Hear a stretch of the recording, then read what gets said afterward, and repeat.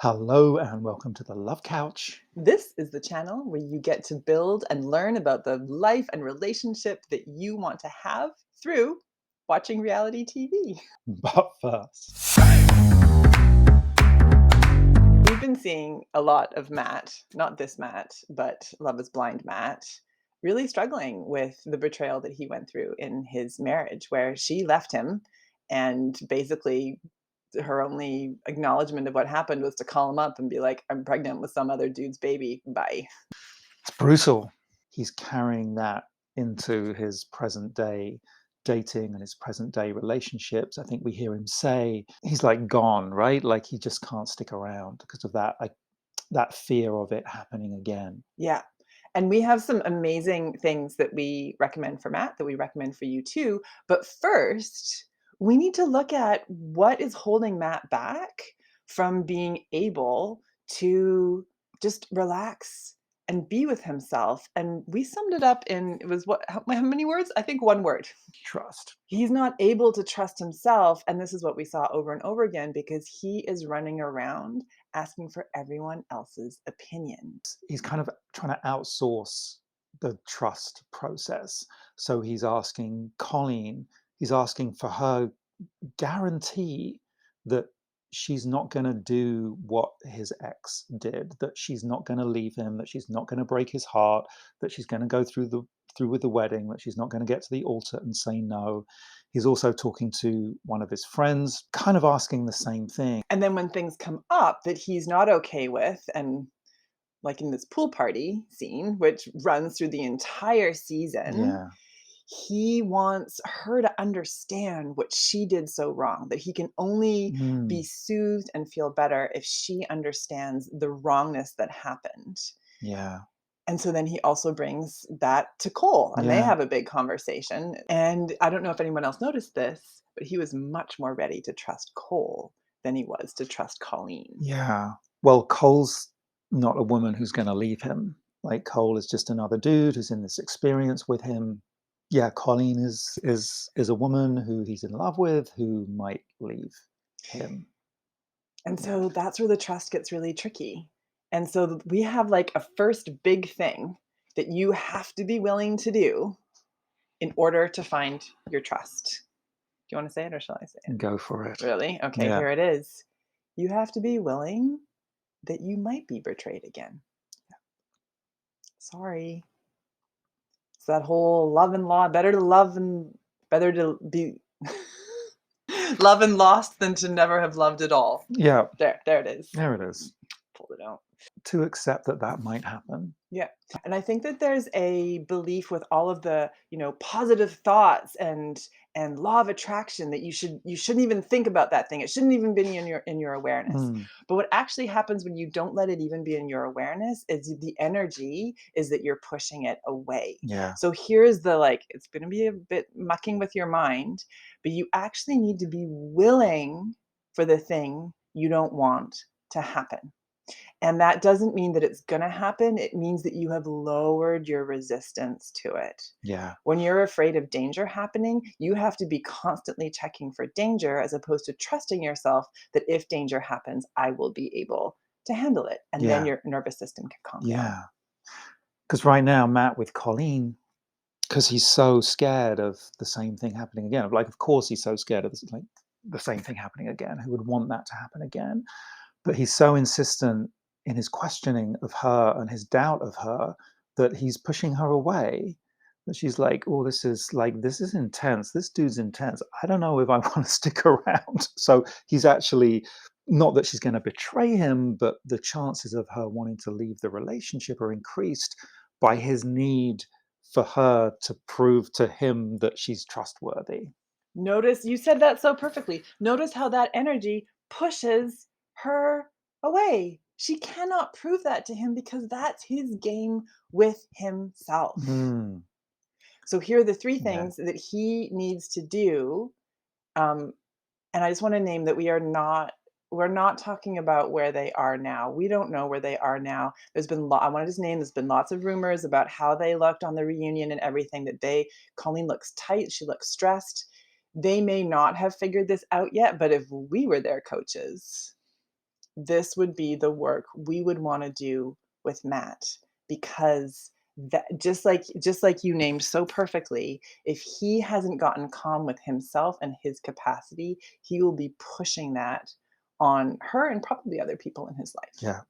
So the first one is choosing trust, choosing the trust of himself, choosing to trust himself, which means that the thing that he's fearing the most might still happen, but choosing that he's a trustworthy person to move through that.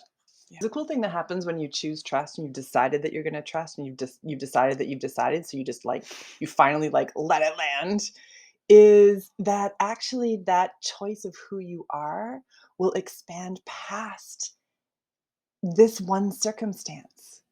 So he may be betrayed by Colleen again, but he's like, but you know what? I trust myself. So I know that what I actually desire is still coming. So the magic of trust Mm. is that it lets you trust bigger than any one moment, because it's a trusting yourself through all the moments. Number two. So for Matt to really look at what his fear is, he doesn't want to have this experience again. Of course, it was just incredibly painful. Like his heart was ripped out. His life was torn apart. Is his fear of the pain of that happening again? Is his fear that that pain, if he experiences it again, will kill him? Will it cause him to die?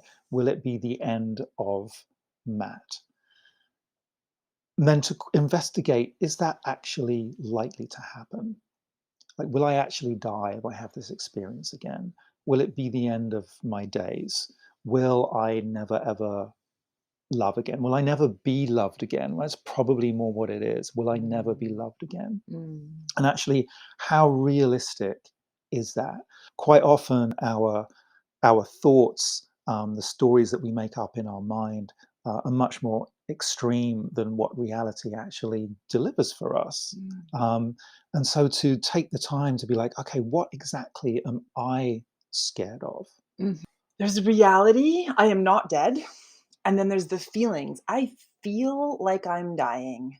Hmm. And being able to hold both those things at once is a huge part of expanding your capacity and your willingness and your ability to be in trust. So I'll bet Matt did feel like he died when all of that happened. Like literally, there's a reason why we like have it as a joke now, right? It's on all the memes. I'm dead because it's so funny. You're like, I'm Yeah, just like so blown away. I'm practically basically dead. yeah, And being able to have it be the both and being able to, like you said, to find that conscious awareness. Okay, I feel like I'm dying, mhm, but actually I'm not. yeah, The birds are still flying. I'm still going to drink some water. My body is still present. Then you can trust yourself through going through the feelings, not what the feelings are telling you, which is that you're dying. yeah. But you're not. Yeah. Trust yourself to go through that experience. Yep. Also looking at, what did I learn from that experience? What did I learn from being in that relationship? Where was I caught off guard? Like, why did this come? What was happening that led to my ex-partner making this decision? Did I have anything to contribute to the circumstances in which she chose to do that? Not to justify what she did, because what she did is horrible, but there was something happening. Was it something that was just happening in her life, in her world, that she didn't share with him? Or was there something happening in the relationship that he was contributing to in some way that caused that? What else did I learn? Did I somehow I came through that? Somehow I didn't die. Mm. Somehow I picked myself up and um, signed up for this Love Is Blind experience. Like there's a part of me that survived this and is kind of actually thriving and willing to be seen in my experience. So to take time to look at what did I learn from that? Yeah, it was a disaster and a horrible thing to happen, but there's gold in there somewhere. I love that so much. And then you can decide what your takeaway is and you get to own that for yourself. If you're only looking out, if his only guarantee of a relationship that he wants is someone that won't betray him, Yeah. he's giving away all of his power. All of his All power. of it, All of like his power. literally all of it. Of course, you don't want someone to do that again. If it really wasn't his fault and she just like apparently they were super young when they got together, right? So she just Yeah, they were in like their teens, they're weren't they? like Wow. just Yeah, a kids. mess. Then you can be like, it wasn't me. Sucked, hurt, but really honestly, it wasn't me. Or if it was like, okay, so here's the thing that I feel like might be going on in people's heads is like, but how do I know what the thing is so that that doesn't happen again? Go back to thing one. You've got to be willing for that to happen again as you look at what kind of relationship you want. So if your brain keeps hitching, maybe this will be, we weren't quite sure how to bring in number 3. I'll just make this number 3. If your brain, you need to believe bigger than your brain. So if your brain keeps hitching, but what about if it does Mhm. happen? But all I want is for this not to happen again. So what do I need to do to protect around that? Yeah, If your brain keeps hitching on, I just won't survive another betrayal, you're not ready for a relationship yet yeah, because she or he cannot give that to you. You just don't know. yeah. He has to be able to live with his own fear of betrayal, and work through his own fear of betrayal. So the goal really for Matt, the opportunity for Matt, it's not to have a perfect relationship. It's not to have a relationship that doesn't end. Or It's, guarantees. yeah, guarantees that that's not going to happen. Mhm. It's for him to learn to trust again. That's the real goal That's the for real, how Matt. does that like, can you feel that? Can you feel that your brain is screaming, "I want guarantees," but you can feel in your heart that actually the mission is to trust and love? And that's with her. It's not with Cole, it's not with his buddies, it's Yeah, not with anybody else, it's with him and with her. It's with yourself and then your partner, but always yourself yeah, first. All right. It's beautiful. a little bit of a heavy one today, I feel like, but you know what? You gotta go through some stuff in order to be Yeah, ready to love again yeah. or love bigger. Love bigger. It's worth it.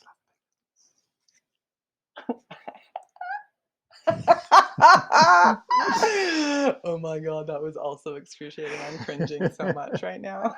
Well, if you've watched this far, Like, subscribe, comment. Thanks for coming with give us us on the love. this little journey today.